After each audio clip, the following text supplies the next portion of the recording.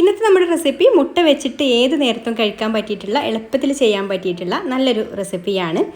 അപ്പോൾ ഇത് തയ്യാറാക്കാൻ വേണ്ടിയിട്ട് ഞാനിവിടെ 2 മുട്ടയാണ് കേട്ടോ എടുത്തിട്ടുള്ളത്. അപ്പോൾ ആദ്യം തന്നെ ഞാൻ എന്തൊരു ബൗൾ എടുത്തിട്ടുണ്ട്. അതിലേക്ക് നമുക്ക് ഈ ഒരു 2 മുട്ട പൊട്ടിച്ചൊഴിക്കാം.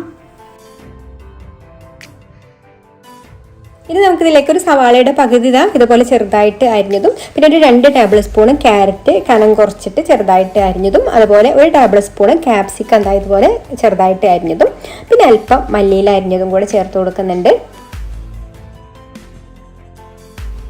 ഇനി നമുക്കിതിലേക്ക് പാകത്തിനുള്ള ഉപ്പ് ചേർത്ത് കൊടുക്കാം. പിന്നെ എരിവിന് വേണ്ടിയിട്ട് ഞാനിപ്പോൾ ഇവിടെ കുരുമുളക് പൊടി ഇല്ലാത്തതുകൊണ്ട് മുളക് പൊടിയാണ് കേട്ടോ ചേർത്ത് കൊടുക്കുന്നത്. അപ്പോൾ കുരുമുളക് പൊടി ഉണ്ടെങ്കിൽ കുരുമുളക് പൊടിയാണ് ഏറ്റവും നല്ലത്. അപ്പോൾ ഞാൻ ഇതിലേക്ക് നല്ല എരിവുള്ള മുളക് പൊടി തന്നെ ഒരു 1/2 ടീസ്പൂൺ ചേർത്ത് കൊടുത്തിട്ടുണ്ട്. അപ്പോൾ അത് ഓരോരുത്തരുടെ എരിവിന് നോക്കിയിട്ട് അതിനനുസരിച്ചിട്ടുള്ളത് ചേർത്ത് കൊടുക്കാം കേട്ടോ. പിന്നെ ഇതിലേക്ക് ഒരു 2 ടേബിൾ സ്പൂൺ മൈദയും കൂടി ചേർത്ത് കൊടുക്കുന്നുണ്ട്.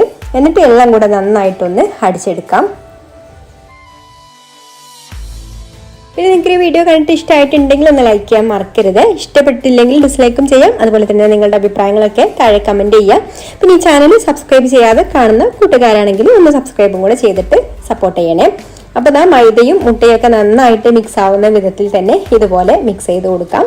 എന്നിട്ട് നമുക്കിതൊരു സൈഡിലേക്ക് മാറ്റി വെക്കാം. ഇനി ഞാനിതാ ഇതുപോലെ ഒരു മീഡിയം സൈസിലുള്ള സവാള എടുത്തിട്ടുണ്ട്. ഈ സവാളയുടെ ഈ ഒരു ഭാഗം നമുക്കൊന്ന് കട്ട് ചെയ്ത് മാറ്റാം കേട്ടോ. എന്നിട്ട് നമുക്ക് സവാള ഇതുപോലെ ഈ ഒരു വലുപ്പത്തിൽ ഒന്ന് മുറിച്ചെടുക്കണം. എല്ലാ ഭാഗവും ഒരേ കനത്തിൽ ഒരേ വലുപ്പത്തിൽ തന്നെ ആയിരിക്കാൻ വേണ്ടിയിട്ട് ശ്രദ്ധിക്കട്ടോ. അതുപോലെ അതുകൊണ്ട് ഇങ്ങനെ റൗണ്ട് ചെയ്ത് മുറിച്ചെടുത്താൽ മതി. അല്ലെങ്കിൽ നമ്മൾ ചിലപ്പോൾ മുറിച്ചെടുക്കുന്ന സമയത്ത് സവാളയുടെ പീസ് കണ്ടോ ഇങ്ങനെ ചെരിഞ്ഞു പോകാൻ ചാൻസ് ഉണ്ട്. അപ്പോൾ ഇതുപോലെ തന്നെ മുറിച്ചെടുക്കാം. എന്നിട്ട് നമ്മൾ ഈ ഒരു വള പോലെയുള്ളത് പൊട്ടി പോവാതെ ഇതുപോലെ ആ ഒരു റൗണ്ട് തന്നെ എടുത്ത് മാറ്റി വെക്കുക കേട്ടോ. അതായത് ഇതുപോലെ അപ്പോൾ ഒരു പീസ് മുറിച്ചെടുത്താൽ ഇതുപോലെ ഒരു 3-4 ഒക്കെ ഉള്ളോട്ടേ കിട്ടുക റൗണ്ട്. അപ്പോൾ അടുത്ത പീസ് നമ്മൾ മുറിച്ചെടുത്തിട്ട് അതുപോലെ തന്നെ വേർപ്പെടുത്തി എടുക്കാം.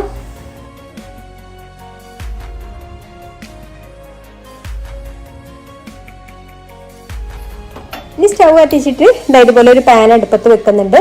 അത് ചൂടാവുന്ന സമയത്ത് നമുക്കിതിലേക്ക് ഒരു ടേബിൾ സ്പൂൺ ബട്ടർ ചേർത്ത് കൊടുക്കാം. ബട്ടറിനെ വേണമെന്നില്ല കേട്ടോ, ഏതെങ്കിലും ഓയിൽ ചേർത്ത് കൊടുത്താലും മതി. ഞാനിപ്പോൾ ഇവിടെ ബട്ടറാണ് ചേർത്ത് കൊടുക്കുന്നത്. ബട്ടർ ഒന്ന് മെൽറ്റായി വന്നതിന് ശേഷം നമുക്കിതിലേക്ക് നമ്മൾ കട്ട് ചെയ്ത് വെച്ചിട്ടുള്ള ആ ഒരു സവാളയുടെ പീസ് ഉണ്ടല്ലോ അത് ഇതുപോലെ വെച്ച് കൊടുക്കാം. എന്നിട്ട് ഇതിൻ്റെ ഉള്ളിലായിട്ട് നമുക്ക് മുട്ടയുടെ മിക്സ് ഇതുപോലെ ഒഴിച്ചു കൊടുക്കാം. പുറത്തേക്ക് പോവാത്ത രീതിയിൽ ഇതിൻ്റെ ഉള്ളിൽ നിൽക്കുന്ന അത്രയും ഒഴിച്ചു കൊടുത്താൽ മതി കേട്ടോ. ഇനി ഇത് അടച്ച് വെച്ചിട്ട് ലോ ഫ്ലെയിമിലിട്ടിട്ട് ഒരു 2 മിനിറ്റ് കുക്ക് ചെയ്തെടുക്കാം. 2 മിനിറ്റിന് ശേഷം ഇതിൻ്റെ അടിവശമൊക്കെ ഒന്ന് ഡ്രൈ ആയി വന്നിട്ടുണ്ടാവും. ആ ഒരു സമയത്ത് നമുക്കിതെല്ലാം ഒന്ന് മറിച്ചിട്ട് കൊടുക്കാം. ഇപ്പോൾ കണ്ട ഒരു ഭാഗം നന്നായിട്ട് തന്നെ കുക്കായി വന്നിട്ടുണ്ട്. ഇനി നമുക്ക് മറിച്ചിട്ടിട്ടും അതുപോലെ ലോ ഫ്ലെയിമിൽ ഒരു 2 മിനിറ്റ് വെച്ചാൽ ഈ ഒരു സൈഡും കുക്കായിട്ട് കിട്ടും. ഇപ്പോൾ 2 സൈഡും കുക്കായി വന്നിട്ടുണ്ട്. ഇനി നമുക്കിത് എടുത്തിട്ട് ഒരു പ്ലേറ്റിലേക്ക് മാറ്റാം.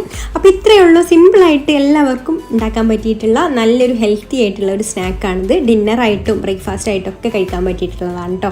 അപ്പോൾ എല്ലാവർക്കും ഈ റെസിപ്പി ഇഷ്ടമായിട്ടുണ്ടാവുമെന്ന് വിചാരിക്കുന്നു. അപ്പോൾ ഇനി മറ്റൊരു നല്ല റെസിപ്പിയുമായിട്ട് അടുത്ത വീഡിയോയിൽ കാണാം. താങ്ക്